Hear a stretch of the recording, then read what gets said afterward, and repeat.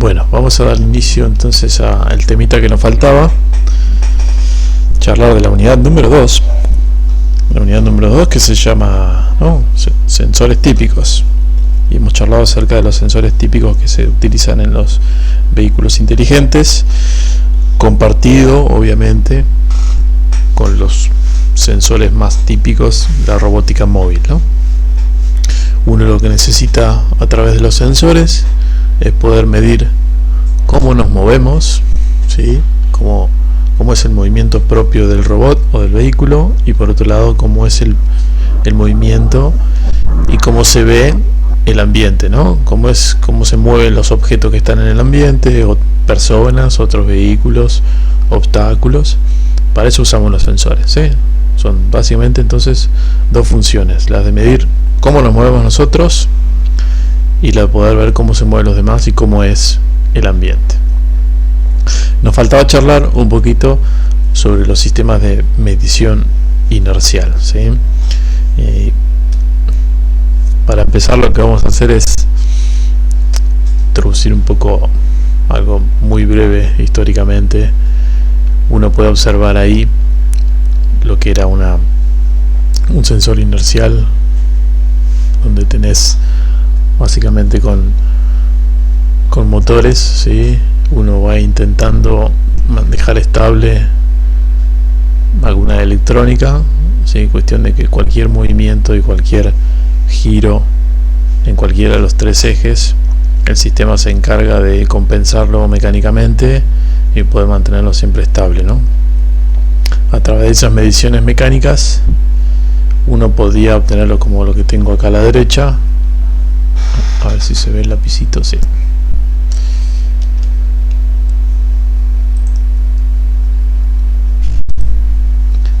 Obtener la información en una interfaz como la que suelen tener los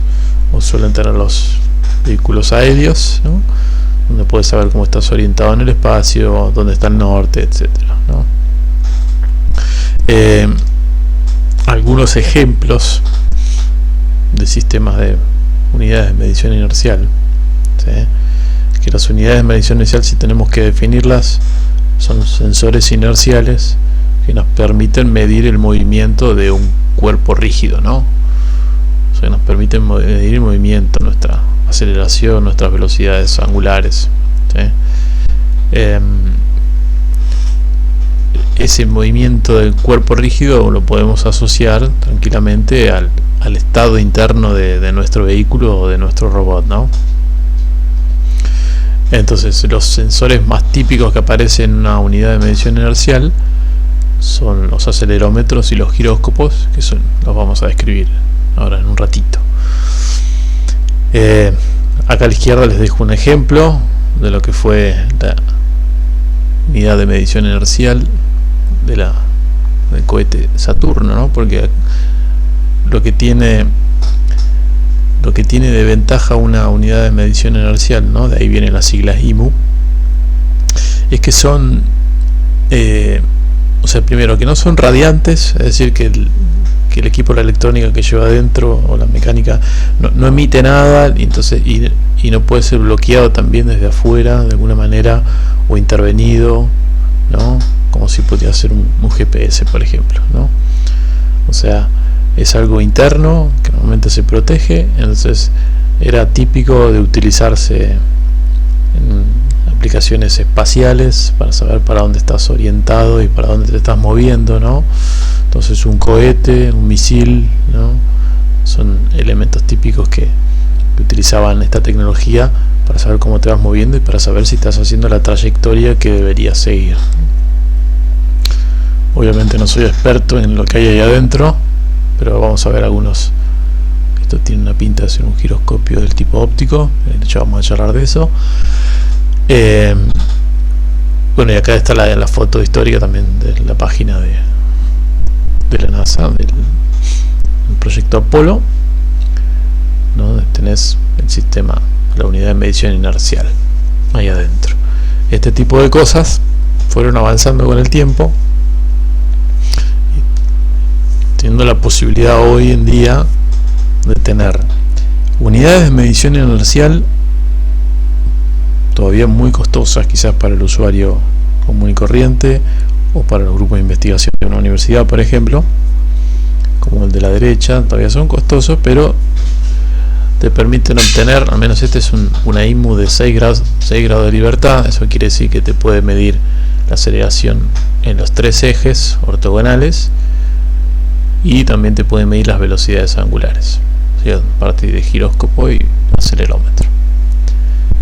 Y esto que tengo acá a la izquierda es también una IMU, en este caso una IMA de 9 grados de libertad, porque se agrega un magnetómetro. Todas esas cosas las voy a expandir ahora un ratito, pero ya de mucho menor costo, ¿sí? Sensores del tipo MEMS, que se llaman, ¿no? El MEMS viene de las siglas de Microelectrical and Mechanical Systems, ¿no? O sea, tengo de alguna manera sensores que tan chiquitos, pero que trabajan de forma mecánica, que se mueven, tienen movimiento dentro del silicio, que bueno, es todo un área de desarrollo de circuitos integrados que tiene que ver con los MEMS, ¿no?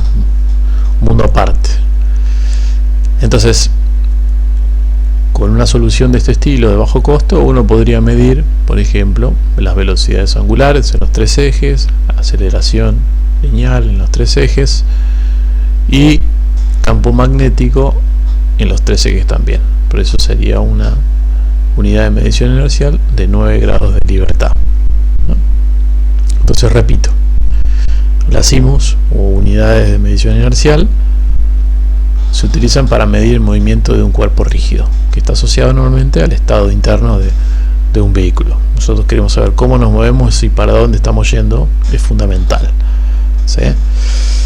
Bueno, aplicaciones típicas, ¿no? Ahí saqué algunas imágenes de internet para ilustrar lo que quería decir, ¿no? Porque uno normalmente sabe que este tipo de tecnologías, como las mencionaba recién, arrancaron en aplicaciones espaciales y militares, ¿no?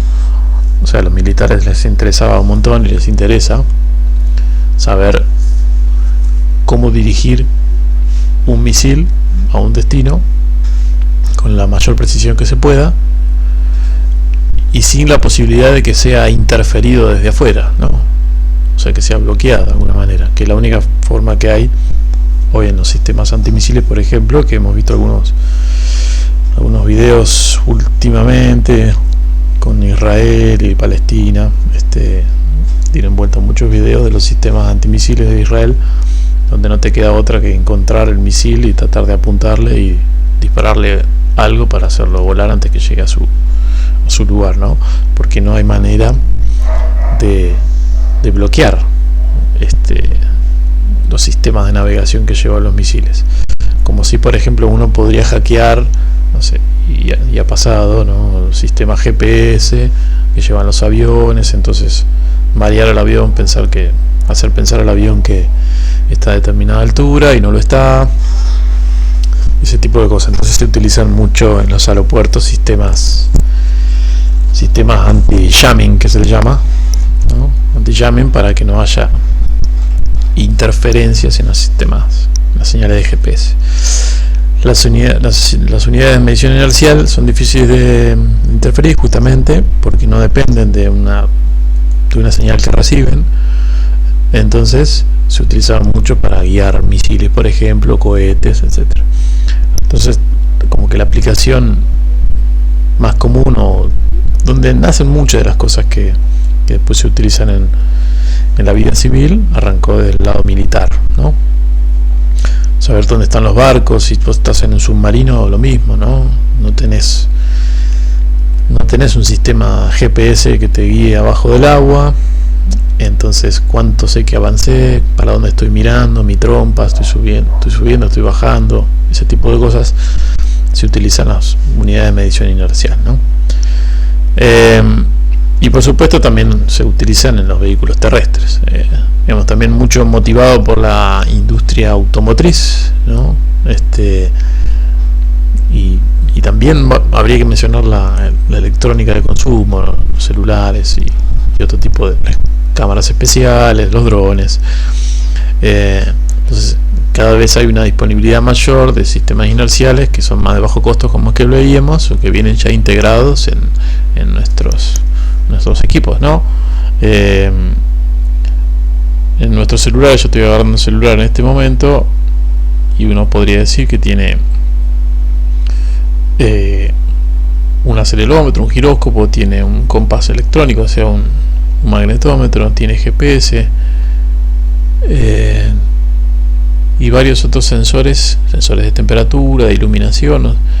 Entonces el celular mismo, a nosotros, inclusive desde el punto de vista de la robótica o de la toma de datos, podríamos utilizar nuestro celular, que hasta tiene unos CPU y unos GPU super poderosos, con los cuales podríamos hacer un montón de cosas, ¿no? Entonces, que este tipo de sensores está cada vez más disponible para todos. Entonces, cuando hablamos de vehículos terrestres, en este caso, por ejemplo, a uno le interesaría hacer un seguimiento de un vehículo, o en inglés lo que se llamaría un vehicle tracking, ¿no? O sea, hacer un tracking de un vehículo, poder hacer el seguimiento propio u otro, ¿sí? Entonces las unidades de medición inicial me pueden servir para ese tipo de cosas. Esto es lo que hablábamos hoy, ¿sí? Es un sistema de referencia de actitud, vamos a llamar, después lo voy a volver a retomar, si no lo retomo me hacen acordar.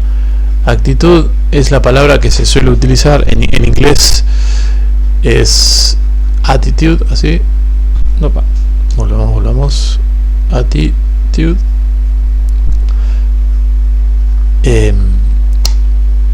nos habla de cómo está orientado un objeto, un cuerpo, un avión en el espacio, ¿sí? Entonces, cuando hablamos de actitud, normalmente hacemos referencia a tres ángulos que usamos de referencia para saber cómo estamos orientados y para dónde estamos mirando en el espacio. Lo mismo se podría usar para una cámara, ¿no? Ya hemos hablado un poco de lo que implica cambiar de perspectiva en una cámara, y entonces eso está asociado a ciertos ángulos que en un ratito los voy a definir. Entonces, un sistema de referencia de actitud, ¿sí? y de heading o orientación, es decir, para dónde estamos mirando. El heading normalmente está asociado a, muy parecido a lo de la brújula, ¿no? Es donde estamos mirando respecto al norte normalmente.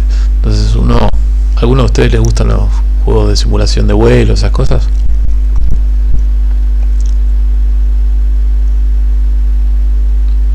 No, personal no. Pero digamos que el tipo de imagen se la imaginarán, ¿no? Acá tengo lo que llamaríamos como la brújula, donde tengo este, oeste, sur, norte, y con el heading, ¿sí? Nosotros lo que estamos indicando es a dónde estamos mirando respecto al norte, por ejemplo. Podemos decir, bueno, estamos a 67 grados oeste respecto al norte, entonces uno ya sabe para dónde está orientado, ¿no? Y el resto tiene que ver con cómo estamos orientados con respecto a los otros dos ejes. Es decir, si hablábamos de un avión, por eso hablé lo de los simuladores de vuelo, si la trompa está mirando hacia abajo, tendremos cierto ángulo, y está indicado acá con las líneas horizontales. O si las alas, o la ala derecha o el ala izquierda, está una más abajo que la otra, lo podemos ver en este otro eje. Entonces, de alguna manera, esto es una representación virtual de cómo estamos orientados en el espacio, que es muy común, por ejemplo, en los aviones o en los helicópteros, donde a veces el piloto navega a ciegas, ¿no? Porque o es de noche, o hay condiciones climáticas adversas, entonces la visibilidad es nula. Sin embargo, puedes tener una referencia de para dónde estás mirando y cómo están tus alas y demás, con la ayuda de los sensores inerciales. ¿Está? Se utilizan mucho también para lo que llamaríamos motion capture, ¿sí? O captura del movimiento. Probablemente estén familiarizados con esto, ¿no? Estas personas, se suelen utilizar varias técnicas Uno en particular es tener sensores inerciales ubicados en las distintas extremidades o en lugares donde se suelen mover, por ejemplo un codo, un hombro, una mano, que son puntos que se suelen mover mucho, y poder medir el movimiento a partir de estos sensores de cada una de esas juntas y después hacer los modelos que se llaman inclusive de esqueleto, donde unís el palito, con un palito el codo, el hombro y la mano y el cuerpo y las piernas. Entonces haces un modelo tipo un esqueleto o palitos, ¿no? Eso probablemente lo hayan visto, y con eso le dan vida a avatares, ¿sí? O personajes virtuales que se incorporan como una especie de realidad aumentada en una película o en un video, ¿tá? También eso se complementa no solo con sensores inerciales, sino también estos puntitos que son visibles de alguna manera, los capturan desde cámaras especiales, entonces también pueden seguir esos puntitos. Inclusive hasta se hacen puntitos en la cara, y con una cámara vas siguiendo cómo se mueven los puntitos, y con eso puedes capturar también la expresión, ¿no? La expresión de la cara, y bueno, hay de todo en ese sentido. Y otra de las aplicaciones típicas tiene que ver con, bueno, más como un sensor de orientación. Esto es lo que deben más conocer. Saben que la pantalla de su celular gira automáticamente en función de cómo tengan orientado el celular, ¿no? Y eso, para eso utilizas un acelerómetro que te permite calcular básicamente para dónde está el vector de gravedad de la Tierra, ¿no? Para dónde está orientado ese vector de gravedad, que sabemos que apunta hacia el centro de la Tierra. Entonces, con un acelerómetro que mide los tres ejes, uno podría ver y medir dónde está ese vector de gravedad, y con eso saber cómo está orientado el celular, cómo está inclinado respecto al plano de tierra, y hacer, bueno, básicamente, si estás más de 45 o menos de 45, hacer alguna rotación. Hasta ahí, ¿resultan familiares esas cuestiones? ¿Alguna duda? Por ahora no. Por mi parte tampoco. Bueno, cualquier cosa, muchachos, me interrumpen, no hay problema.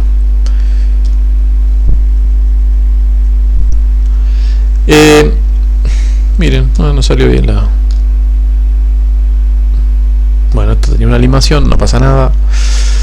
Ahora voy a diferenciar lo que sería una unidad de medición inercial de lo que también se conoce como un sistema de navegación inercial, ¿sí? Vamos a hacer una diferenciación. Normalmente la IMU es ese conjunto de sensores que me permiten medir el movimiento del cuerpo, ¿no? Acelerómetro, giróscopo, magnetómetros, ahora los vamos a ver. Pero son esos, son sensores. No me resuelven todavía el problema de cómo estoy orientado en el espacio, cómo me estoy moviendo, cuál es mi velocidad, ¿no? Entonces, cuando se agrega al sistema alguna especie de procesador, ¿sí?, que me permita resolver las ecuaciones de navegación, que puedan tomar las mediciones de aceleración, que puedan tomar las mediciones de velocidad angular y resolver las ecuaciones, que me permitan, ¿no?, encontrar o resolver o calcular, aunque sea de manera aproximada, con error, no importa, de cómo es mi posición, cómo es mi velocidad, cuál es mi actitud en el espacio y otros parámetros que puedan aparecer para la navegación. A eso le vamos a llamar, ¿no?, sistemas de navegación inercial. Entonces, para hacer una diferenciación clara entre lo que se llama sistema de navegación inercial y lo que es una IMU, ¿no? La IMU está contenida dentro de lo que sería esta solución, que es el sistema de navegación inercial, ¿tá? Son siglas que a veces se suelen usar de igual manera y no significan lo mismo, ¿no? Esto contiene a la IMU, el INS contiene a la IMU. Bueno,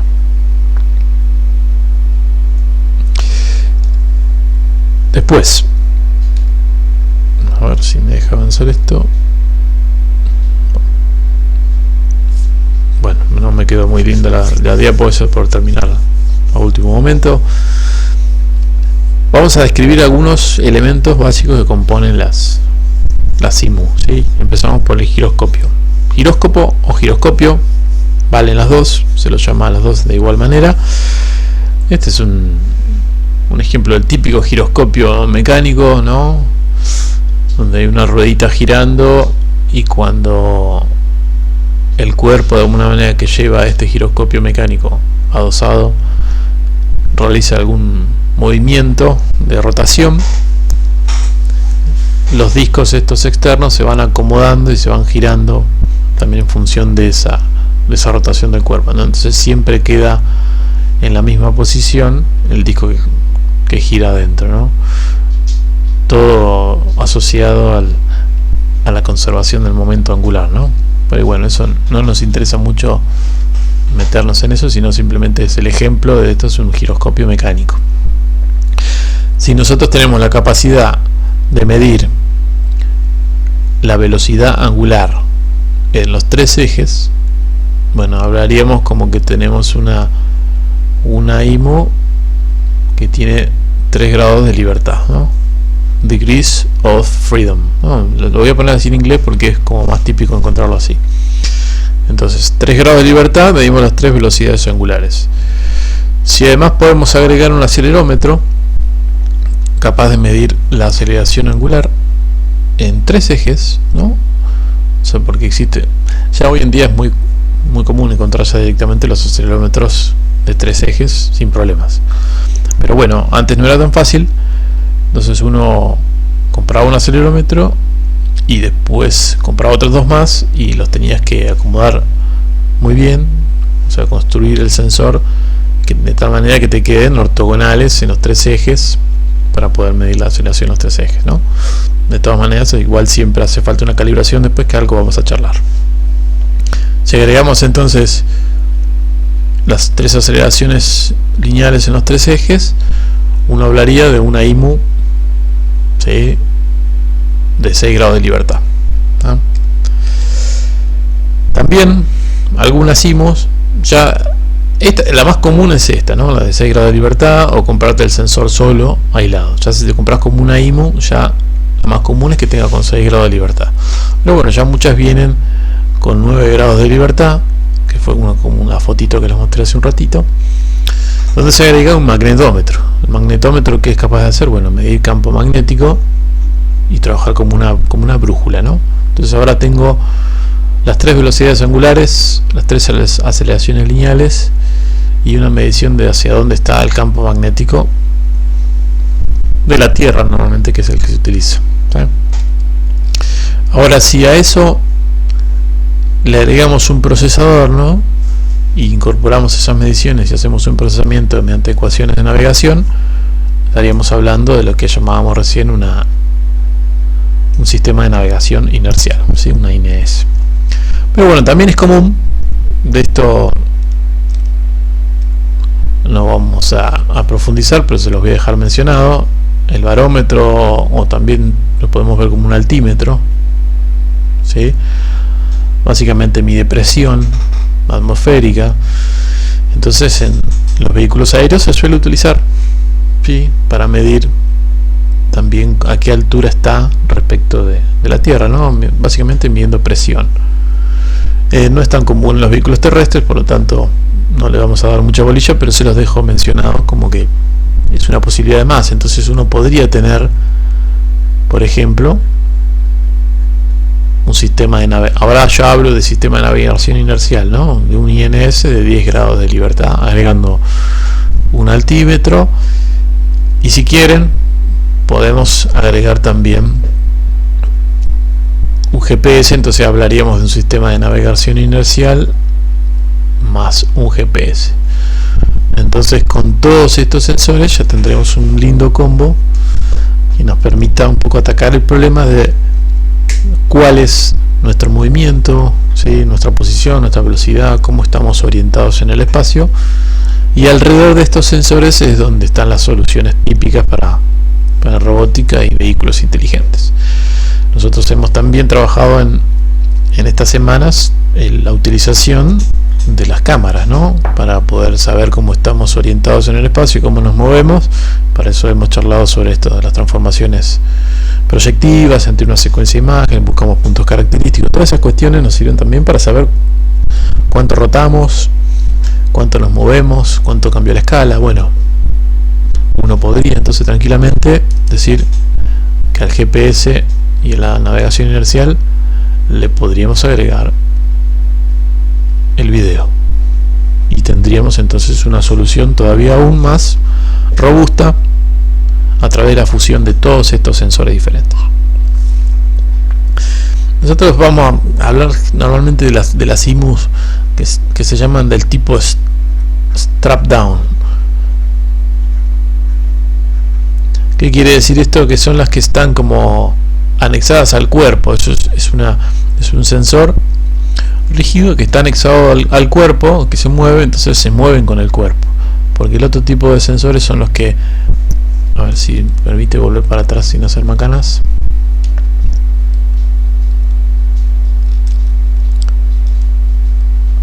Más del estilo como este que está acá, donde el que mide el ángulo no está anexado al cuerpo porque está a través de estos sistemas que giran, entonces siempre se mantiene estable en el espacio sin moverse, y lo que se mueve es dentro del sistema por fuera, ¿no? Los sistemas strap down como estos que están acá en la foto, ¿sí? Vos lo anexás al cuerpo del robot o del avión, entonces se van a mover con el mismo, ¿no? Es lo más típico para nosotros y eso se le llama strap down. Seguimos avanzando.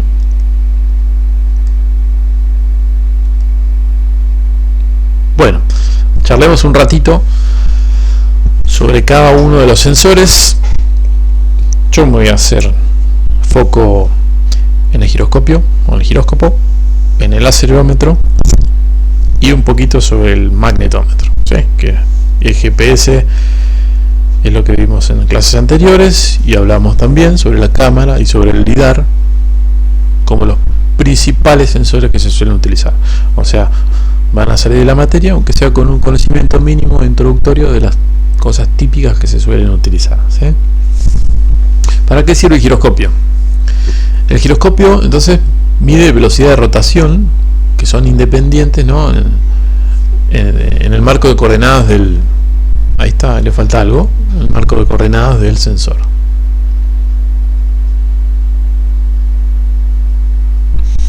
Entonces, si yo tengo un cuerpo,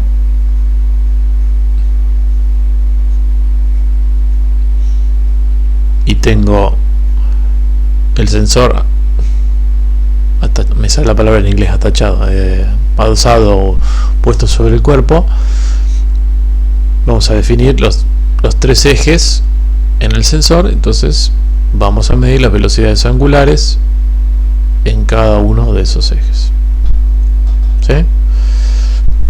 Entonces es en el sistema de coordenadas del sensor. Ahora, si ustedes tienen un sistema de coordenadas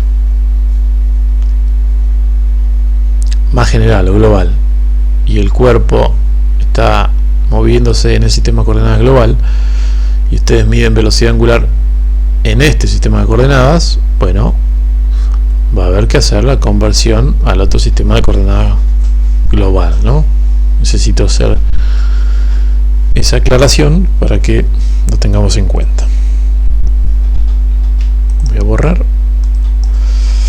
La aplicación más común, como dice ahí, es el uso del giroscopio para poder saber cuál es el rumbo, ¿no? Para saber para dónde estamos orientando nuestro movimiento, para dónde estamos yendo. Y con eso me refiero a una orientación en el espacio. O sea, son los tres ejes que nos van a guiar. Entonces, lo más típico, si podemos medir nosotros velocidad angular, es que utilicemos la velocidad angular, la integremos, si hagamos una integración a lo largo del tiempo, entonces podamos saber el ángulo, ¿no? Si uno integra la velocidad angular, va a obtener el ángulo, entonces sabes el ángulo para dónde estás mirando. Por supuesto que la orientación que vos vas a obtener va a ser siempre referida a el ángulo inicial del cual partiste, ¿no? Es un problema típico al uso de giroscopios, donde uno a veces desconoce el ángulo donde partís. Por ahí, supónganse que están con un dron que arranca desde el reposo en el piso, entonces uno podría ahí decir que el ángulo podría ser 0 en los 3 ejes, ¿sí?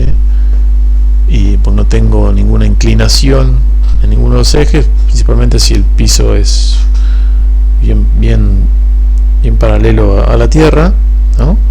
Y el único ángulo que por ahí nos va a faltar es cómo estamos orientados respecto al norte, que uno lo podría sacar hasta de la brújula, por ejemplo, ¿no? Entonces, el cabeceo de la nave y el alabeo, o sea, las alas y para dónde mira la cabeza, que mírenlo también, que podría ser una cámara tranquilamente. Acá yo estoy hablando de un dron o un avión, pero es válido si yo estuviera tratando de saber cuál es la orientación de una cámara en el espacio. Entonces podríamos combinar inclusive para saber cómo se mueve una cámara, una de las técnicas que venimos utilizando en el práctico, y con una IMU puesta sobre la cámara como un complemento, ¿no? Entonces, si uno sabe cuál es el estado inicial del giróscopo, entonces uno puede decir, bueno, arranco con el ángulo en tanto, 0 para cabeceo y alabeo, y según la brújula podríamos decir que la guiñada vale tanto. Ahora después describo bien qué es alabeo, cabeceo y guiñada, que lo estoy mencionando. Entonces, cuando uno integra la velocidad angular, puedes obtener el ángulo, ¿sí? Básicamente ese es el uso más típico y común de un giroscopio. Hay diferentes tipos de principios de funcionamiento para poder medir la velocidad angular, ¿no? Nosotros no nos vamos a meter en ese barullo de conocer todas las tecnologías disponibles, sino que nosotros vamos a ser más que nada usuarios de un giroscopio, ¿sí? Y ahí tienen un ejemplo de una foto, ¿sí? de microscopía, ¿no?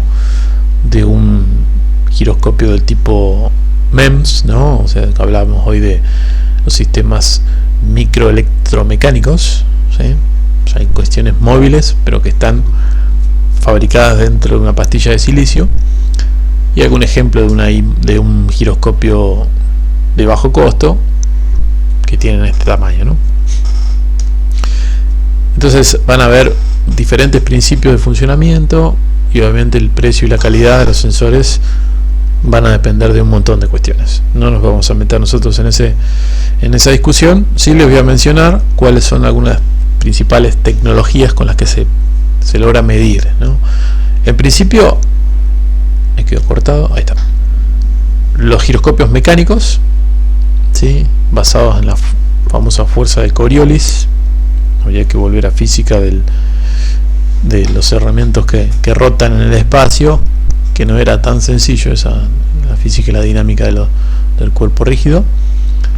Un cuerpo cuando está girando, también si uno ubica algún elemento, sufre alguna fuerza que se llama fuerza de Coriolis, que te mueven hacia afuera, hacia adentro, en función de cómo sea la rotación, ¿no? Entonces, si vos tenés algo que anexado al cuerpo que va girando y podés medir la fuerza esta de Coriolis, normalmente la pueden medir a partir del desplazamiento de algún objeto que cada vez se aleja del cuerpo, ¿no? Cada vez se aleja más, cuanto más fuerza o cuanto más a más velocidad gire ese sensor, ¿eh? Después tenemos los sensores del tipo ópticos, los giroscopios tipo ópticos basados en el efecto de Sagnac. Permítanme, vamos a ir a la pizarra un toque, pero para no perderlo en la grabación voy a cambiar de escena. Pizarra. ¿De qué se trata esto? Es, por ejemplo, si yo tengo, vamos a ubicar una esfera, un círculo de referencia Entonces supónganse que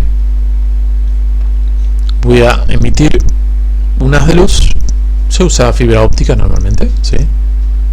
Fibra óptica, entonces yo puedo con una fibra óptica llegar a un lugar y enrollar en una fibra óptica alrededor de este círculo, ¿no? Y darle un montón de vueltas si quieren. Normalmente se utilizan un montón de vueltas. Vamos a poner que esto está como siempre para el mismo lado, entonces la luz viene por acá, atraviesa la fibra óptica, da un montón de vueltas y uno podría después medir el regreso, ¿no? Y después se utiliza otra fibra óptica enroscada en el otro, enroscada sería así, está bien, en el otro sentido. También enrollamos una fibra óptica, pero ahora en el otro sentido. Lo de muchas vueltas lo digo porque como la velocidad de la luz es tan grande,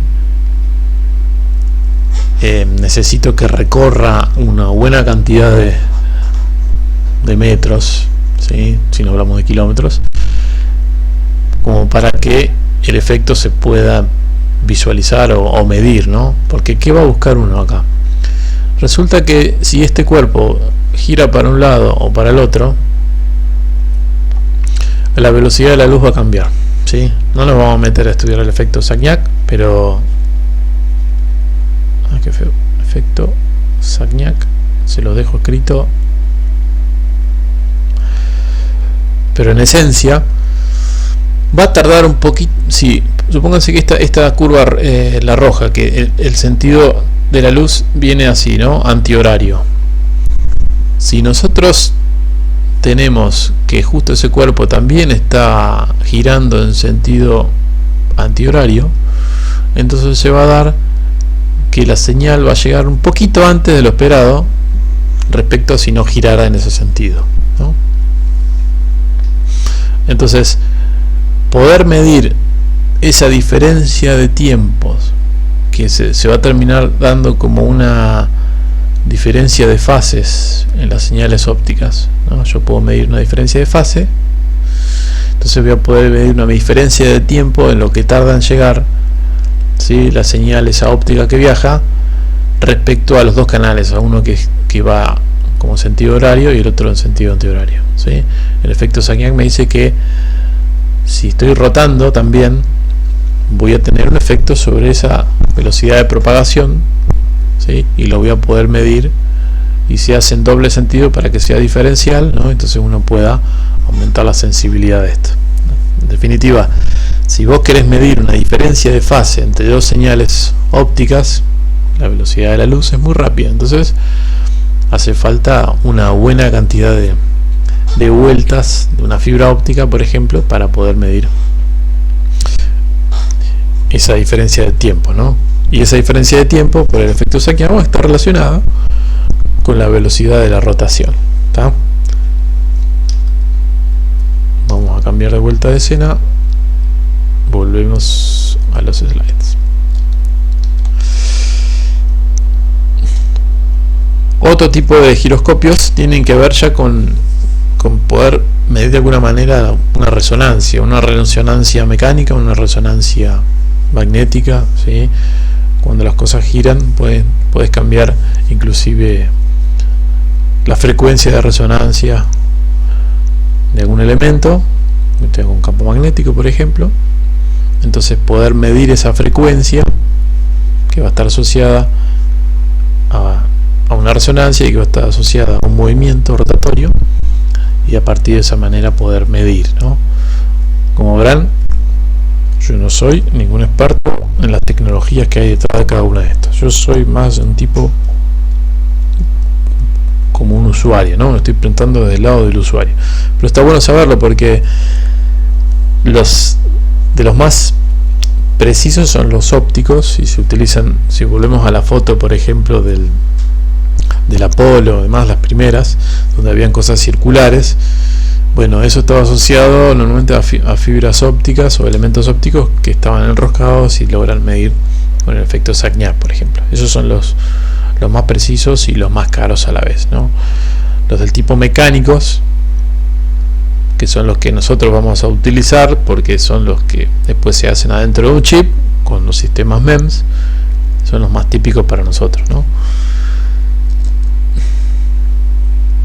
Bien, ahora el giroscopio mide entonces velocidad angular, y si nosotros ahora lo vamos a utilizar el sensor, lo vemos desde el punto de vista del usuario, nos va a devolver algo que tenemos que lograr interpretar y modelar, ¿sí? La señal proveniente de unas mediciones de un giroscopio la tenemos que modelar matemáticamente, ¿sí? Para básicamente entender cuáles son los fenómenos que hay detrás. Los giroscopios normalmente tienen problemas de lo que se llama deriva, ¿no? Una deriva o un bias, como palabra en inglés, ¿sí? Que es algo que es bastante constante, pero tiene mucha dependencia de la temperatura, por ejemplo, ¿no? De las condiciones ambientales. Entonces, cuando uno mide esto que está acá, WT, sería la medición que te devuelve en efecto el giroscopio. Podríamos pensarlo, ¿no? Como un vector de 1×3, donde tengo la medición de la velocidad angular en cada uno de los tres ejes del sensor, ¿sí? Tengo m por ws, ¿sí? Esto será la velocidad angular en el sistema de coordenadas del sensor, ¿sí? M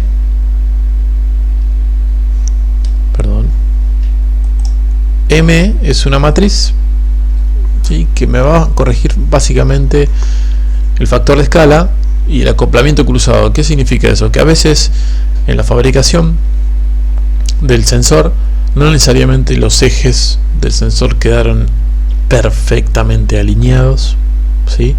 O no necesariamente logran ser perfectamente independientes las mediciones de uno con el otro, ¿no? Porque a veces depende del principio de funcionamiento. Yo me imagino del tipo de la resonancia, por ejemplo, que la medición que vos hagas en un eje no esté para nada afectada por la medición que vos hagas en el otro eje, más cuando las cosas son tan pequeñas, ¿no? Que una medición no esté influida por la otra.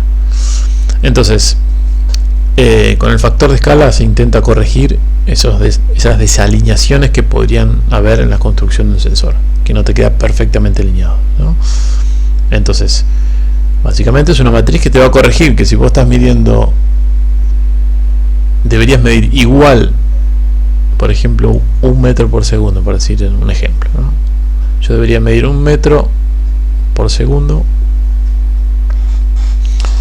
en cada uno de los ejes, supongamos idealmente esa situación, pero encuentro que en el primero estoy midiendo 0,99, en el segundo estoy midiendo 0,98 y en el otro estoy midiendo 1,01, por decir algo, ¿no? Esta desalineación, esta diferencia de las medidas respecto a uno, se puede dar porque en alguno de los ejes estoy midiendo más de lo que necesito y en los otros menos, porque puede ser que los sensores no estén totalmente alineados ortogonalmente. Entonces es posible lograr calibrar el sensor para obtener esta matriz que me corrige ese factor de escala, esa alineación. Y además, si existe el efecto de acoplamiento entre ellos, que las mediciones no son totalmente independientes, bueno, el fabricante nos debería poder dar la información también de cómo corregirlo, ¿no? Entonces, esta matriz que está acá, básicamente me va a convertir esta medición en los ejes del sensor para corregir estos problemas de escala y acoplamiento, ¿no? Después, básicamente hay ruido o incerteza que se agrega a la medición, ¿sí? Si el sensor estuviera perfectamente alineado y no hay acoplamiento, bueno, esta M será la identidad, ¿no? Pero siempre vamos a tener junto a la medición una incerteza. Esa incerteza, en este caso, los principales factores son este bias o esta no me sale la palabra en castellano, che. Bueno, desvío es bias. Es un desvío de una dinámica muy lenta, o sea, es muy lento, normalmente se lo considera casi como constante, ¿no? Durante un periodo de tiempo el bias o ese desvío es constante, ¿sí? Y es la que digo que depende de la temperatura, por ejemplo, y condiciones ambientales. Entonces, en cada medición que uno haga, vas a tener sumado ese bias que va a ser el mismo, ¿sí? Salvo que estés durante mucho tiempo midiendo, mucho tiempo, normalmente en los periodos donde uno trabaja, eso va a ser constante, por eso se habla de un bias constante. Y por otro lado va a venir lo que sería la componente del ruido, ¿sí? El ruido asociado, que no es el bias lo podemos cancelar, el ruido, esa interferencia no la vamos a poder cancelar, a lo sumo la vamos a poder modelar, ¿sí? El bias lo podemos cancelar, lo podemos estimar, podemos hacer una calibración y después cada vez que midamos, si M fuera la identidad, por ejemplo, y no hay que alinearlo ni corregir acoplamiento, entonces ese bias, si uno lo mide, podría compensarlo, ¿no?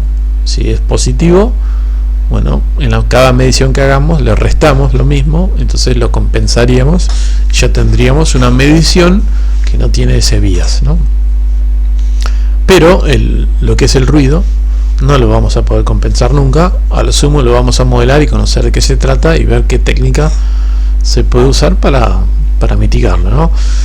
Normalmente tiene dos componentes en el giróscopo, el ruido blanco, ¿sí? Y no correlacionado entre cada una de las medidas, y después lo que se llama el ruido 1 sobre F, conocido como ruido también rosado, que se le suele llamar. No sé si lo habrán visto en señales o en DCP, pero es un ruido que, vemos, el 1 sobre F quiere decir que la energía de ese ruido es cada vez más grande cuanto menor es la frecuencia, ¿no? O sea, si ustedes dibujan el espectro de esa señal a frecuencias más bajas, la energía del ruido es mayor, ¿no? O sea, te molesta más en frecuencias bajas. Claro, porque el giroscopio es muy bueno para trabajar en frecuencias altas, ¿no? Velocidades angulares altas. Entonces, cuando el vehículo se mueve muy lento y las velocidades angulares son muy lentas, tiene mucho más preponderancia este ruido, ¿no? O sea, no son tan buenos para medir. Entonces, preferentemente se utilizan cuando hay que moverse rápidamente, ¿no? ¿Hasta ahí? ¿Cómo vamos?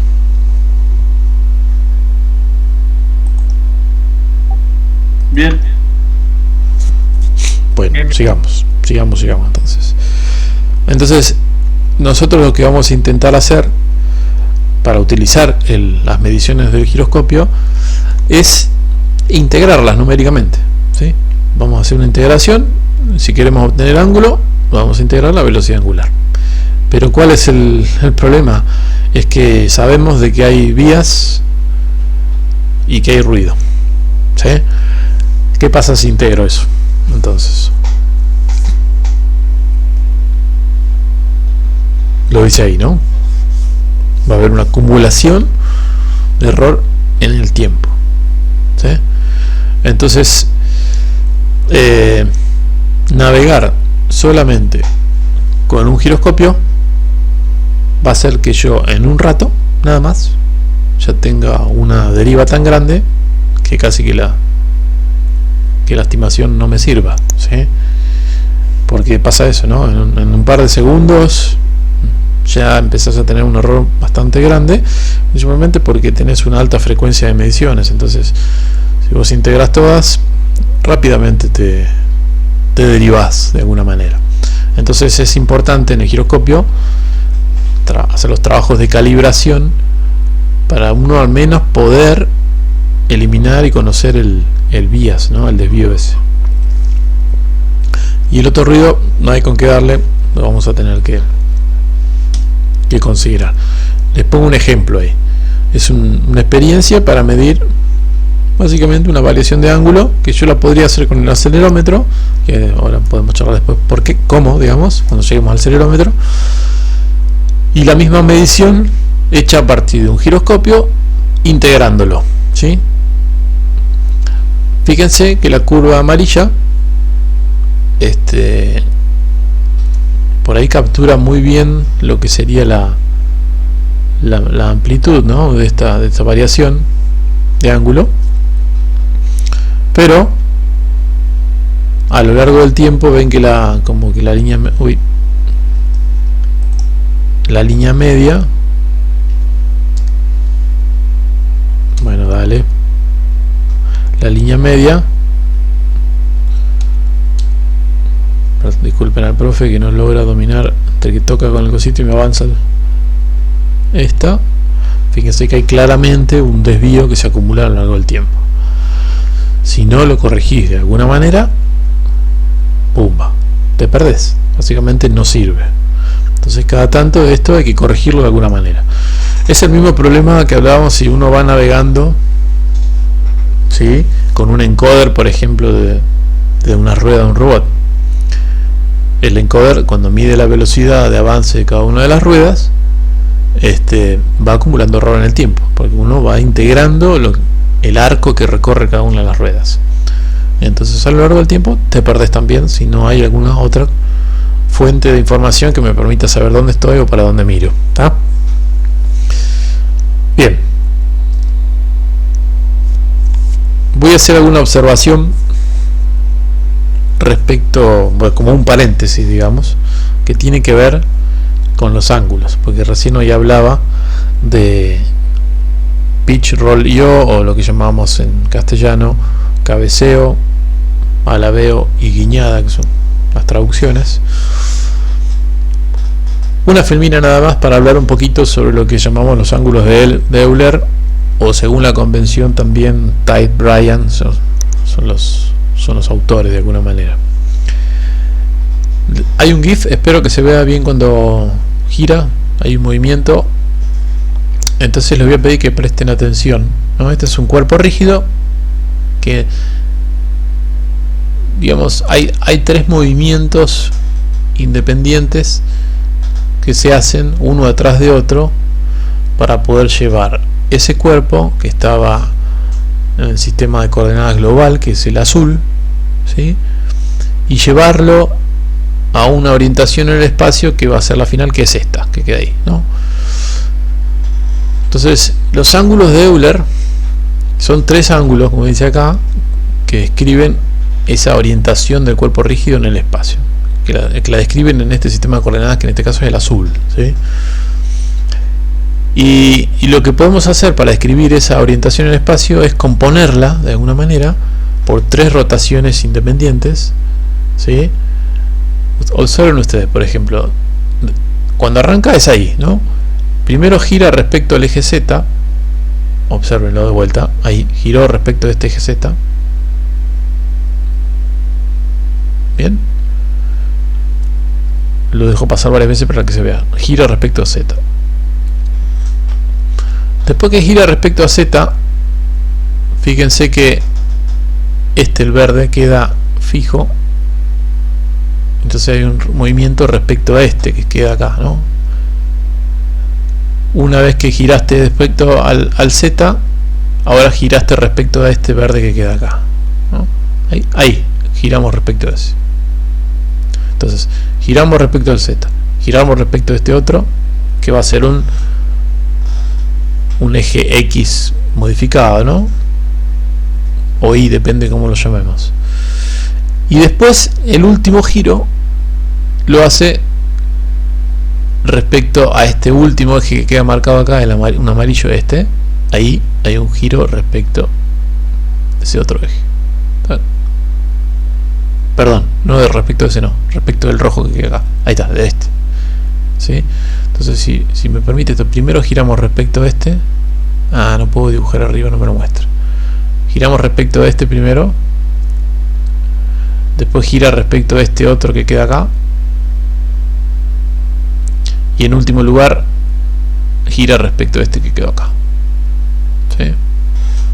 Entonces básicamente los ángulos de Euler van a ser los ángulos de rotación en cada uno de esos sistemas de coordenadas intermedios que definimos. Primero en el azul giré respecto a Z. ¿Cuánto giré? Bueno, ahí me va a definir uno de los ángulos de Euler, ¿no? Después habiendo girado una vez, me paro sobre este eje y vuelvo a rotar, ¿sí? Vuelvo a rotar en un ángulo y eso me va a definir el segundo ángulo de Euler. Y después me paro en el tercer eje y vuelvo a rotar y eso me va a definir el tercer ángulo de Euler, ¿sabes? El tema es que primero también se pueden medir las rotaciones según en los ejes del cuerpo, o se pueden medir las rotaciones respecto al eje de coordenadas azul, ¿no? A eso se le llaman como rotaciones del tipo intrínsecas o extrínsecas. No importa, no se preocupen por acordarse cuál es cuál, simplemente se los menciono, no nos vamos a meter en eso. Pero entonces, según cómo yo defina las rotaciones, se llaman diferentes. Y después, según por qué eje empiece, o cómo sea el orden en que hago las rotaciones, también van a generar otras combinaciones, ¿sí?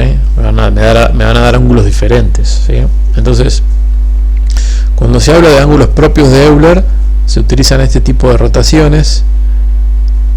O sea, primero z, después x, después z de nuevo. Pero en lo que nosotros nos vamos a basar, y la que yo se lo marqué acá como Tite-Bryan, es otra, ¿no? Y que me van a dar lugar a estos nombres que yo mencioné antes: pitch, roll y yaw. Este es un caso particular de ese, ¿sí? Está marcado, este sería el ángulo de la guiñada, que fue la rotación respecto de z. Después este será el pitch, ¿sí? Este es el yaw, y después tenemos el ángulo del roll respecto al otro. ¿Por qué les muestro esto?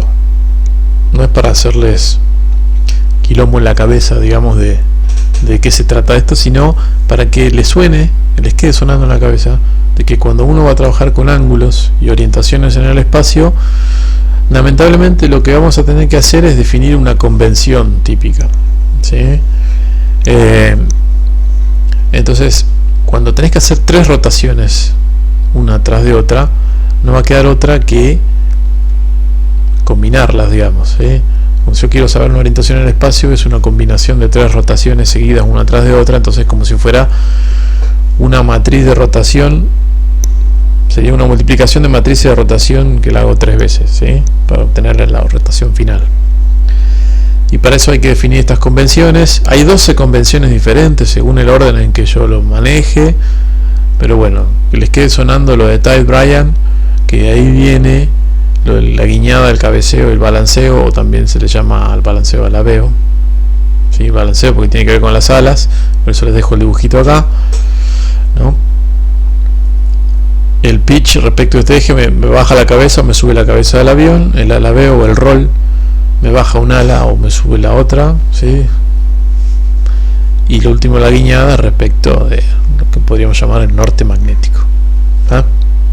Lo dejo ahí como picando para que sepan que existe esto, que cuando trabajamos con ángulos en el espacio hay que definir normalmente alguna convención. Por default yo voy a usar esta convención de Tite-Bryan y vamos a hablar de estos ángulos como pitch, roll y yaw muy comúnmente. Entonces ya creo que ya las había mencionado antes en la materia, entonces está bueno hacer un parate. Bien, vamos a hablar ahora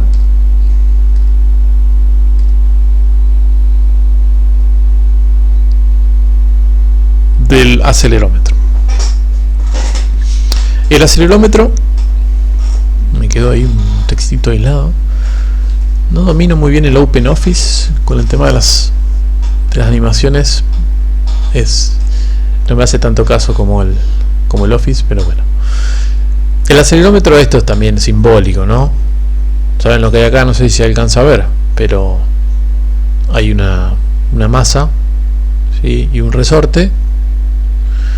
Una masa y un resorte, y ustedes saben que con la masa y un resorte yo puedo medir en función de cuánto se desplaza esa masa, ¿no? Puedo medir una aceleración.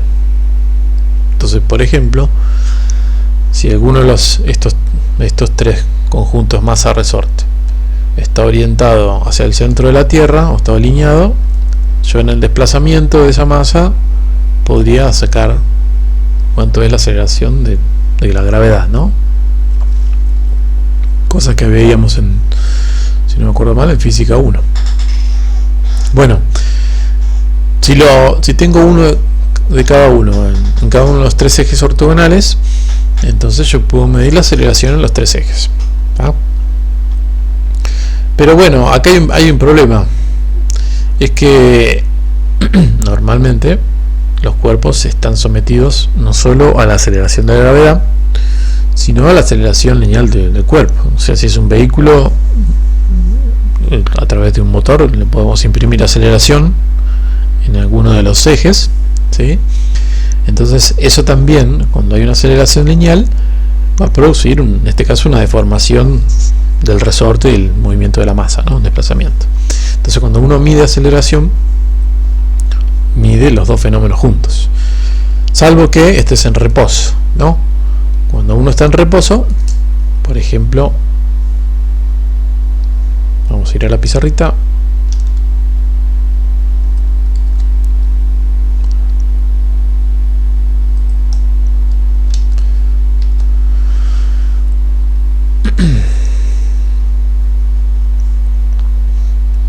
Vamos a dibujar el plano de tierra acá como referencia. Entonces, un cuerpo libre, cualquiera, podría ser mi avioncito. Si yo dibujo el vector de la gravedad, va a estar apuntado perpendicular al plano de tierra hacia el centro del planeta, ¿no? G. Ahora, si yo tengo un sensor, un acelerómetro, capaz de medir en los tres ejes, en sus tres ejes, ¿no? Vamos a poner ahí un acelerómetro. Entonces, supongamos que este le llamamos AZ, AX y AI. Así como está, ¿no? Pues le puse flechita y todo. Si usted me tuviera que decir qué es lo que mediría el acelerómetro en este caso, ¿qué medirían?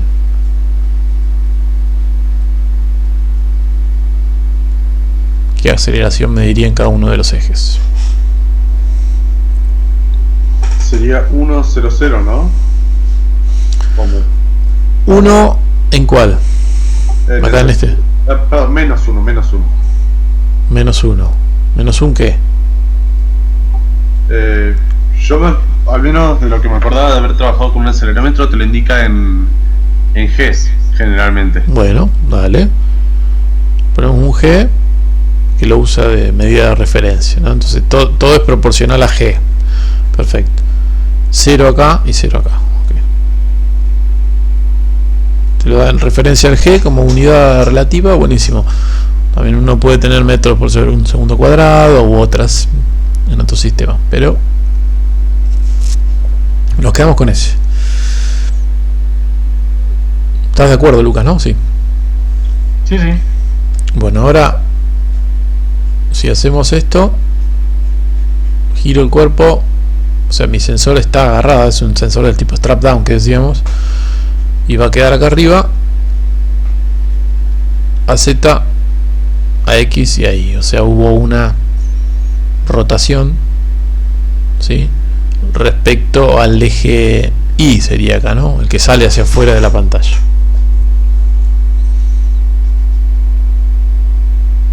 ¿Se animan a decirme qué mediría el acelerómetro? Ahí no cambia. El problema es que a Z y a X deberían ser una... dependería del ángulo.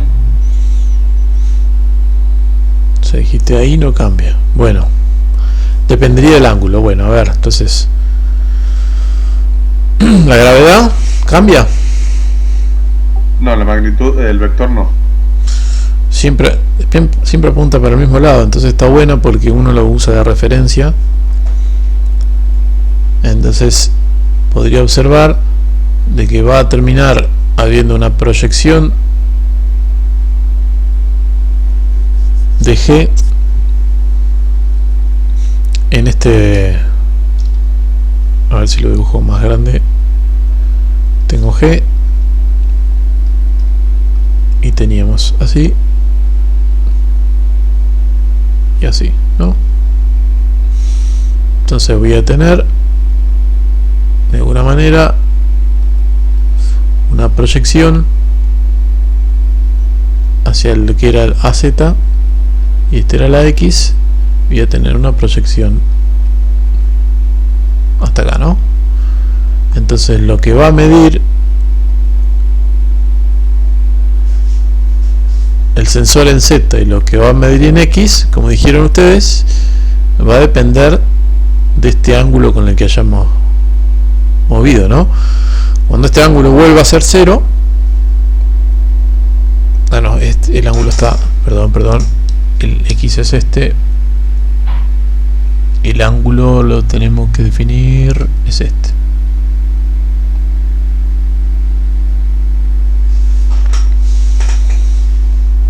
Entonces, cuando este ángulo sea 0, el Z vuelve a estar alineado con la gravedad y debería volver a medir lo mismo que dijimos hoy, menos 1, 0, 0.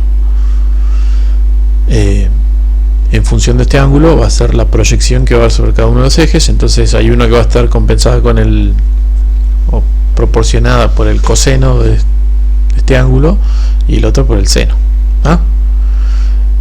Entonces hay una que va a tener,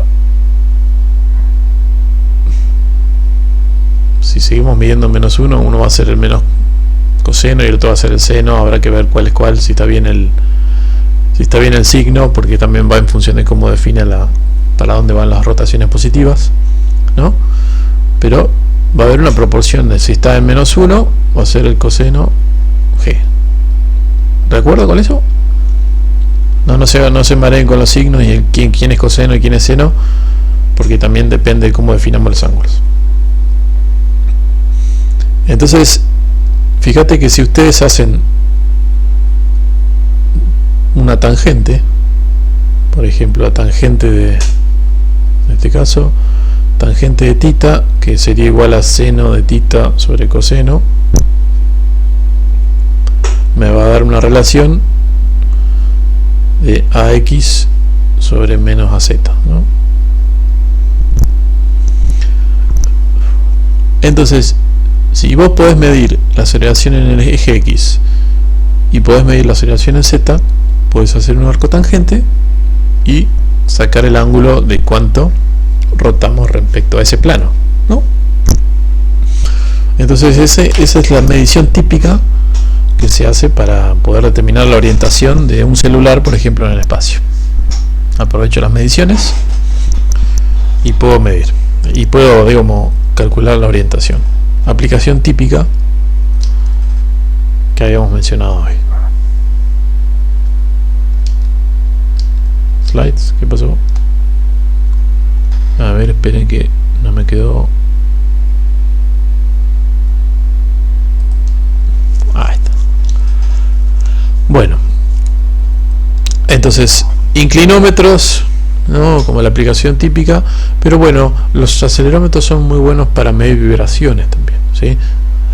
No solo para medirlas, sino que si estamos trabajando, no queremos medirlas, pero estamos trabajando en un ambiente que está sujeto a vibraciones, nos van a molestar un montón, ¿sí?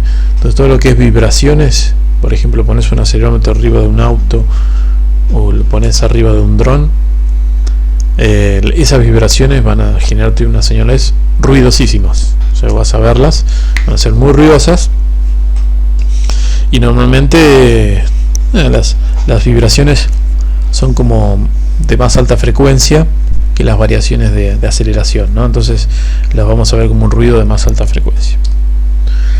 Les pongo ahí un ejemplo de lo que sería un acelerómetro del tipo MEMS que hablábamos, ¿sí? Microelectromecánica, donde hay un desplazamiento, o sea, hay una parte móvil que se desplaza, ¿sí?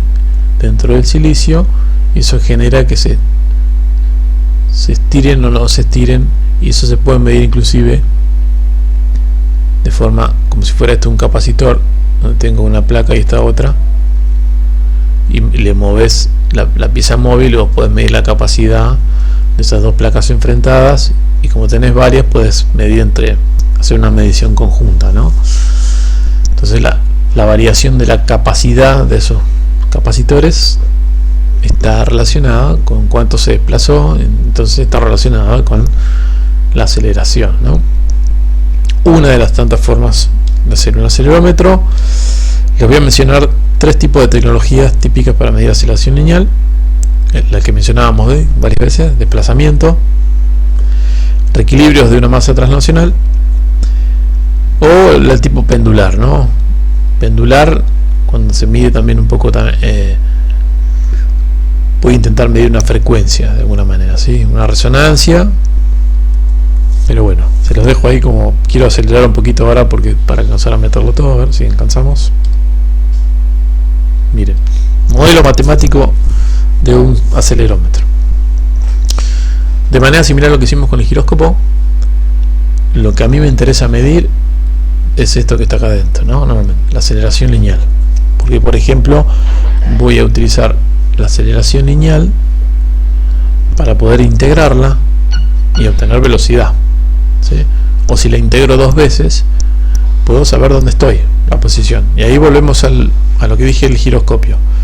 Es muy importante siempre conocer el punto de partida, ¿no? Porque siempre esto va a ser una integración, y la integración está respecto del instante inicial donde empecé a integrar. O sea, yo conozco una posición relativa a donde empecé a integrar. ¿Qué es lo que aparece acá? Esto GN es la gravedad del sistema de navegación, ¿sí?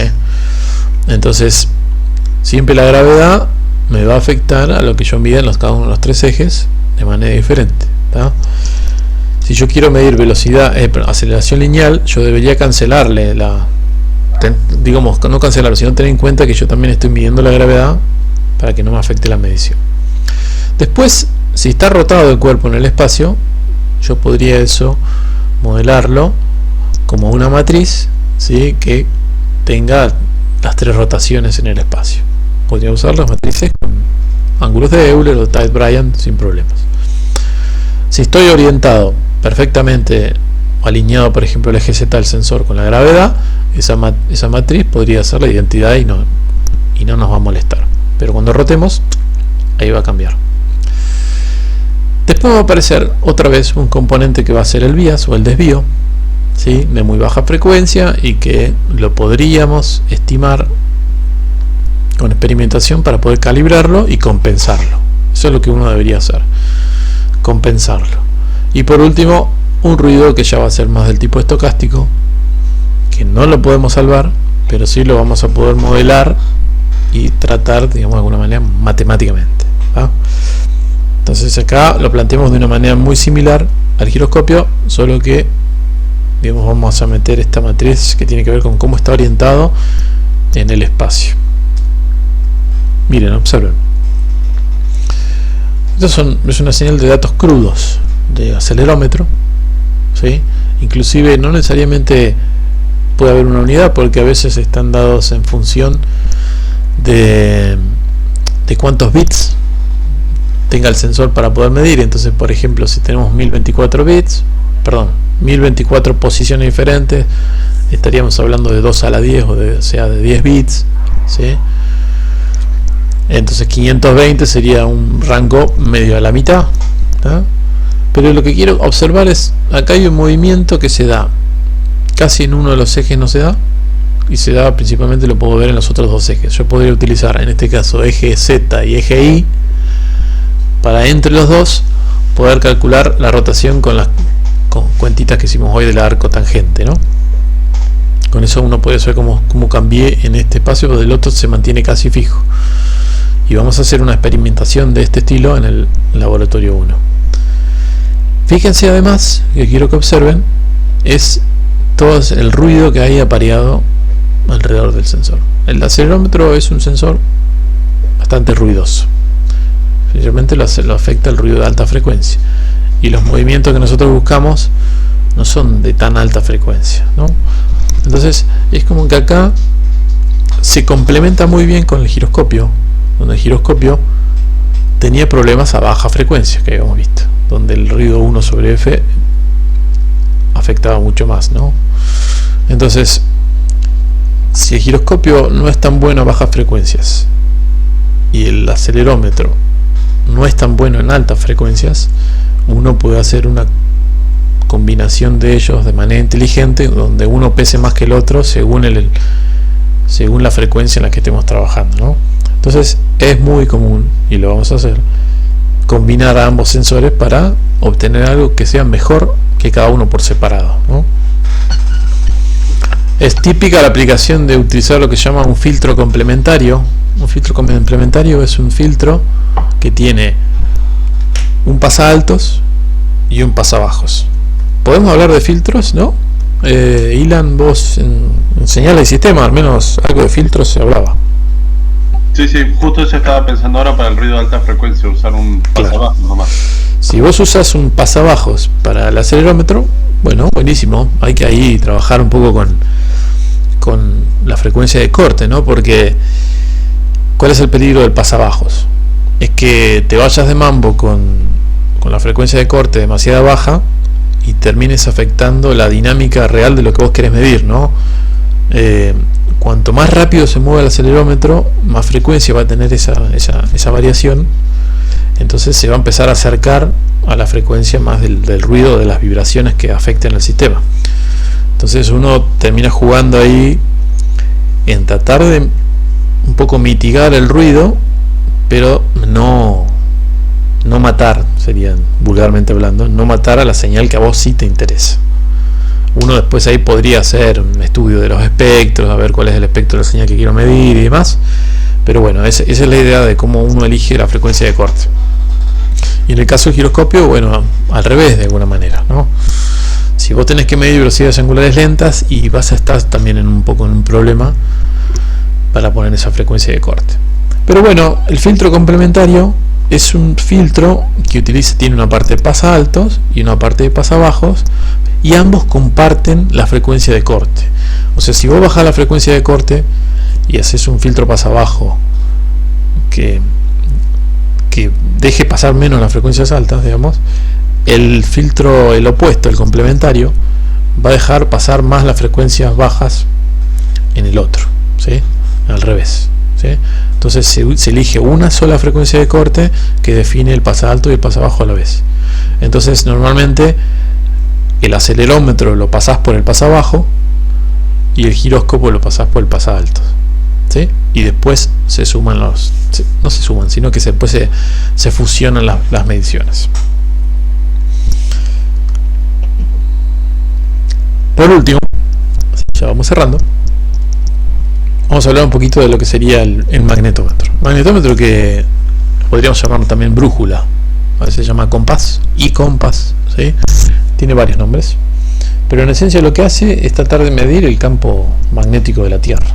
O sea, como hacían las brújulas históricas y tradicionales, es intentar alinearse respecto al campo magnético de la Tierra. ¿Por qué? Y bueno, porque el campo magnético de la Tierra, salvo fenómenos locales y demás, siempre apunta para el mismo lado. Ojo, después hay que ver que el norte geográfico del planeta Tierra no es exactamente el mismo que el polo norte magnético de la Tierra, ¿no? Hay un pequeño ángulo de desvío, entonces no es exactamente igual el polo norte geográfico que el magnético. Pero para una navegación más del tipo local, ¿no? Eso no te va a cambiar demasiado si miras al norte geográfico o al norte magnético. Entonces, si bien se puede corregir, por supuesto, puedes corregir ese ángulo, utilizas el sensor de campo magnético para saber dónde está el norte magnético y poder orientarte, ¿no? Lo que sí hay que tener en cuenta, fíjense que cuando ustedes tenían acá las líneas de campo, si vos tenías el sensor que está ubicado acá justo de esta manera, que el eje está justo paralelo a las líneas de campo y este está perpendicular, vas a tomar la máxima medición en este eje, por ejemplo, ¿no? Ponele Z, el máximo campo magnético en este vas a medir 0, y en este otro que está saliendo de la pantalla vas a medir 0 también. Entonces, cuando vos estás alineado perfectamente, es como que uno leería el máximo y uno podría decir: estoy apuntado perfectamente al norte magnético. Si ahora el sensor, en vez de tenerlo así, hago un cabeceo, o sea un pitch por ejemplo, ¿no? Miro para abajo, ya fíjense que voy a medir campo magnético no solo en el eje Z, sino también en este otro eje que poneré la Li. ¿Sí? Entonces si hay un cabeceo, guarda, porque el cabeceo, fíjense que yo sigo mirando para el norte, porque no roté en el otro eje, pero ahora hice un cabeceo, miré para abajo, entonces ya empecé a medir menos campo magnético en el eje Z y empecé a medir un poco más en el eje Y. Entonces siempre al magnetómetro hay que compensarlo previamente con mediciones, por ejemplo, de un acelerómetro. El acelerómetro dijimos que cuando cabeceamos hacia abajo o hacia arriba lo detecta perfectamente. ¿Sí? Podemos con un acelerómetro saber cómo estamos inclinados, entonces esa inclinación que podemos obtener con un acelerómetro es la que le vamos a pasar al magnetómetro y vamos a corregir primero eso acá para que no nos confunda, porque acá no hemos dejado de mirar al norte magnético, solo hicimos un cabeceo y ese cabeceo me afecta lo que yo mido de campo magnético. Ahora, si yo estoy perfectamente alineado, o sea, estoy paralelo al plano de tierra y giro respecto a este eje Y que tengo acá, bueno, ahí sí voy a tener una medición típica de que voy a girar respecto al norte magnético, y eso vamos a tener mediciones en el otro eje que será el X, y haciendo un arco tangente de lo que mido en Z con lo que mido en X, voy a poder obtener cuánto giré respecto al norte magnético, que era el máximo. ¿Está? Les hago esa observación para que sepan, después lo vamos a ver en un paper que tienen ahí en el laboratorio, donde les da cómo se hace el cuenterío para poder resolverlo, ¿no? Pero no se olviden de que siempre el magnetómetro va a necesitar de alguna manera medir el pitch y el roll, porque eso te afecta en lo que midas de campo, y que no se tiene que confundir con haber dejado de mirar o no el norte magnético. ¿Está? Un ejemplo de cómo podría hacerse un sensor, un magnetómetro, porque tenés magnetómetros que te miden solo la magnitud del campo y otros que te miden también cómo está orientado el vector del campo, como sería un sensor como este, que tenés básicamente un imán y vos, midiendo un poco los torques que va sufriendo ese imán dentro del campo, podrías saber cómo estás orientados en el espacio.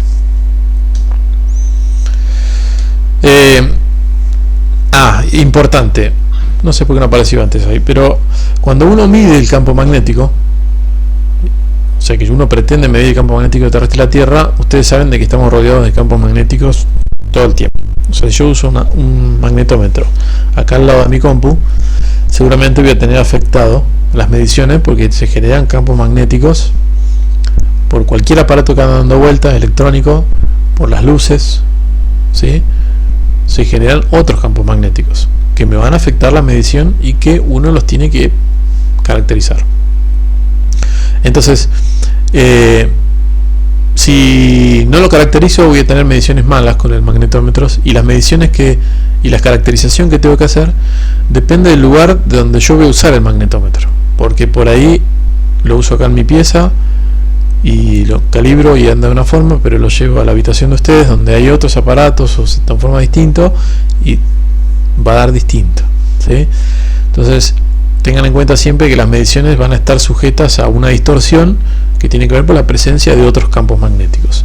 Y no solo eso, sino que algunos elementos, principalmente los elementos metálicos, también me van a distorsionar las líneas de campo magnético en un ambiente o en afuera, en el campo, porque a veces tengo el tractor donde puse arriba el magnetómetro, la brújula, y el tractor es todo de metal, ¿sí? Ese metal me va a afectar claramente cómo se mueve la línea de campo de la Tierra, ¿sí? Entonces lo tengo que caracterizar también. Esas dos cosas se llaman hard iron, ¿sí? El hard iron tiene que ver con esta que decía, con la presencia de elementos metálicos que me afectan las líneas de campo magnético, ¿tá? Y lo tengo que caracterizar. El soft iron tiene que ver con la presencia de otros campos y equipos y demás, entonces ambos me afectan las mediciones. Fíjense que yo podría, o sea, idealmente, supónganse que este sea el eje de coordenadas, el 0, 0, ¿no? Que si yo mido 0 campo magnético, acá lo tengo el ejemplo para dos ejes nada más, pero imagínenselo en una esfera, ¿no? Si yo tengo el eje acá y mido 0 campo magnético, me debería dar acá. Ahora, ante la presencia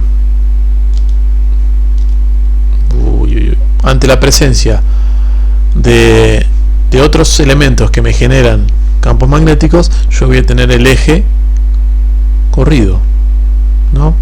Ya no voy a medir 0, sino que podría medir otra cosa. Y después, lo que debería ser un círculo, porque yo no importa para dónde mire, debería poder medir en los ejes, en estos dos ejes que podrían ser el X y el Z, medir siempre alrededor de un círculo y con eso calcular el ángulo de orientación. Puede ser que en algunos ejes me afecte más que en otros la medición, por la presencia también de otros elementos que afectan justamente porque están paralelos o perpendiculares o lo que sea. Entonces ambos efectos, el que se llama hard iron y el soft iron, se combinan, ¿no? Uno me produce un corrimiento del eje, el origen de coordenadas, que simplemente es saber, poder hacer la calibración y medir cuánto es este valor, y en el otro eje, y se compensa cada vez que medís, se lo restás o se lo sumás y lo compensás y listo, ¿no? Es lo que acá llamo acá como vías de hard iron, ¿no? Esto se calibra y después cada vez que medís lo compensás y lo sacás. Pero el otro, que es el soft iron, me va a afectar a la medición misma de la Tierra más otros campos magnéticos que haya. O sea, eso afecta según para dónde estés mirando. Entonces eso hace que un círculo se termine transformando en una elipse, y lo que normalmente se hace para calibrar es hacer unas mediciones en todas las direcciones posibles, tratar de armar un elipsoide de mediciones. Esto lo podemos profundizar después si quieren, y tratar de calcular cuáles son los ejes mayores y menores de esta elipse. Y una vez que los calculas, cada vez que tomas una medición con el magnetómetro, primero la pasás por esa transformación que sería transformar de la elipse al círculo, y después le sacás el vías para compensar. Entonces eso sería un magnetómetro bien calibrado y compensado, ¿sí? Con esto cierro, chicos. Igual, Lucas, si tenés que rajar en algún momento, adelante. Total, este pedacito va a quedar grabado. Yo termino de charlar con Ilan y va a quedar grabado, ¿sí? Bueno, profe, dale, entonces el viernes, nos vemos el viernes. Nos vemos el viernes, dale. Viernes a las 9. Un abrazo. Chao, Ilan. Bueno, entonces, lo último que me queda para charlar tiene que ver con esto de la calibración. Esto que dije, el acelerómetro trae un bias, ¿sí?, que hay que compensarlo. Hay problemas de alineación porque a veces el acelerómetro puede no estar bien construido, entonces cuando deberías medir un 100% en un eje y un 0% en el otro eje, pero tenés un 99 y un 1% por problemas de alineación, eso habría que caracterizarlo y compensarlo.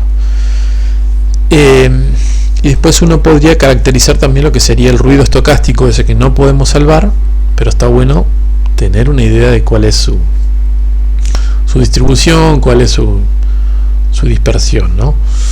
Entonces hay dos formas de hacer las calibraciones. Normalmente uno trata de hacer las dos, pero bueno, no siempre es posible. En el laboratorio normalmente se pueden hacer calibraciones mucho más precisas.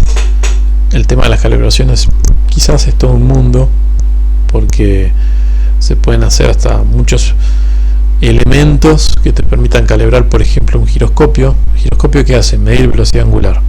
Entonces uno que quisiera hacer, y bueno, someter el giroscopio a distintas velocidades angulares y tratar de caracterizarlo, ¿no? Y para eso, por ejemplo, necesitas motores que giren a una velocidad que vos conocés, ¿no? Porque si justamente lo estás calibrando, necesitas tener el patrón bien definido de qué velocidad lo estás haciendo girar y cuánto está midiendo para saber cuánto es el error. Entonces no es tan fácil poder generar una velocidad conocida y sin error. Entonces eso lleva a procesos de calibración de laboratorio que no siempre son tan sencillos y tan baratos, ¿no? Pero bueno, uno a veces tiene que igual tratar, aunque sea, de hacer una calibración sencilla. La más común que se suele utilizar es tratar de hacer mediciones, principalmente si lo vamos a hacer en el campo, ¿no? Porque muchas veces no, siempre que vamos a tomar datos en el campo utilizando una IMU, la tenemos que calibrar previamente. Acá es muy posible, como el ejemplo de la figura, de que algunos fenómenos no sucedan, pero acá tenemos cuestiones metálicas también. Entonces uno tendría que tener un proceso de calibración previo. No es tan fácil girar para todos lados el robot, entonces a veces esas cosas se pueden hacer en el laboratorio y acá hacer algunas mediciones con el auto detenido. Si hablamos de el giróscopo, una de las formas más fáciles de medir ese bias o ese desvío es medir en el reposo.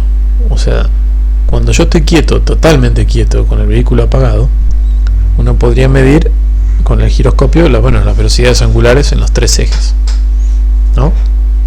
Si estoy quieto, ¿qué debería medir? 0 en cada uno de los ejes, ¿no? Entonces, si yo observo que la media de las mediciones, por ejemplo, a lo largo de cierto tiempo, no es 0, bueno, podría asumir de que eso podría ser el sesgo, ese sesgo de muy baja frecuencia, ese bias que quiero eliminar, y lo podría calcular como un promedio de muchas mediciones. Entonces, eso podría ser con el giroscopio. El acelerómetro puedo hacer algo similar, porque puedo, si uno está quieto, justamente, ¿qué es lo único que voy a medir? Es la aceleración de la gravedad y nada más. Si lo tengo quieto arriba de la mesa o si lo tengo quieto arriba del vehículo y no hay nada de movimiento, no hay vibraciones cercanas, yo debería medir el vector de la gravedad y nada más. Entonces ahí aparece otra cuestión que tiene que ver con la alineación, que también la podría determinar. Si hoy hablamos que si la alineación del sensor es perfecta y yo estoy en reposo, debería medir G, por ejemplo, en alguno de los ejes y 0 en los demás. Si no es perfecto eso, bueno, quizás tenga que generar mediciones girando el sensor, primero patas para arriba, después patas para abajo, izquierda, derecha, para ponerlo en las 8 caras, perdón, en las 6 caras diferentes, y poder compensar de alguna manera esas variaciones y obtener la matriz de alineación, ¿no? Después, si yo tengo que medir el vector de gravedad y mido más que la gravedad o menos y tengo ruido, yo podría sacar una media de eso y también sacar el bias, que era el que hablábamos, ¿ah? O sea, en definitiva, yo termino con el experimento, con el vehículo detenido, sacando esos valores de sesgo. En el caso de giroscopio y el acelerómetro, también podría sacar las desalineaciones de alguna manera, ¿ah? Haciendo la misma medición repetida un buen rato, o sea, tomar muchas mediciones del reposo y después girarlo a otra cara al sensor, volverlo a hacerlo de nuevo, girar la otra cara y así hacer 6 caras, y ahí si hay diferencias quiere decir que hay desalineaciones que se pueden ajustar también, ¿tá? Entonces, por ejemplo, un acelerómetro en reposo, uno debería medir valores pequeños, ¿no? Pero bueno, y valores pequeños en unos y algo cerca de G en el otro. Acá, como decías vos, hoy medíamos un G en un eje y los otros dos deberíamos medir 0, ¿no? Entonces, tomar un montón de mediciones a lo largo de una buena cantidad de minutos y hacer alguna estadística, una media y demás, medir la varianza para medir la dispersión, ya me permite caracterizar el bias, ¿sí? Porque la media la podemos tomar como el bias. Entonces eso ya de acá sacas el bias en X, el bias en Y y el bias en Z. Entonces cada vez que tomas una medición le vas a restar y compensar el bias que calculaste, y eso te va a dar mediciones de este estilo, una donde va a estar en G y las otras en 0. Lo que no podemos eliminar, por supuesto, siempre es el ruido estocástico, pero al menos también podemos hacer una medición de la dispersión, podemos hacer histogramas, ajustar una gaussiana, por ejemplo, y obtener una variancia de esa gaussiana. Entonces termino caracterizando a partir de un experimento del reposo los bias y la dispersión de ese ruido estocástico. si lo vemos desde el punto de vista de un giróscopo, por ejemplo, bueno, estas serían las mediciones del reposo antes de calibrar, ¿no? Donde fíjate que deberían ser los 3.0, ¿no? Deberían ser los 3.0 como está acá. Entonces yo puedo sacar la media de toda esta medición de cada uno de los ejes y me va a dar, por ejemplo, GX, GY, GZ. Ese bias lo tengo que compensar cada vez que mido. ¿Está? Ya lo tengo calibrado. La variación, el acelerómetro, o sea, respecto al cuerpo del vehículo, ¿no? El sensor ubicado en el vehículo, lo que me cambie normalmente el bias del acelerómetro y giróscopo desde el laboratorio al campo, no va a haber tanta variación, ¿no? Por ahí hay que ver el tema de las temperaturas, que habíamos hablado que el bias del giroscopio, como que según las temperaturas puede cambiar. Entonces capaz que uno en el laboratorio hace un ensayo a temperatura ambiente y después lo pones a pleno rayo del sol o al frío y puede ser que el bias ese te cambie. Entonces está bueno siempre detener el vehículo un buen rato, hacer un proceso de calibración y después ya tenerlo caracterizado, ¿tá? Y aprovecho y comento, ¿no? Respecto a lo que sería, esto sería como una especie de esfera, si vos la vieras, si te la imaginaras muy bien, usar tu imaginación, una esfera de lo que yo mediría con el magnetómetro, ¿no?